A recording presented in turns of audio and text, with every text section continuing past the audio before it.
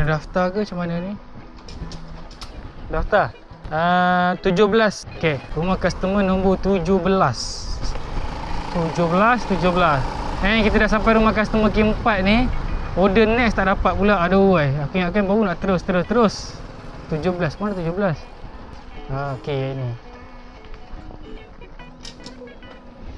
Allah Akbar, sampai rumah customer yang keempat. Masuk order. Cantik. Syukur. Ni gambar je lah. New job auto accept Ngamsoy. Tapi jangan suka sangat dulu. Sekejap lagi dia hantar tempat lain. Menangis kita. Hantar jauh-jauh.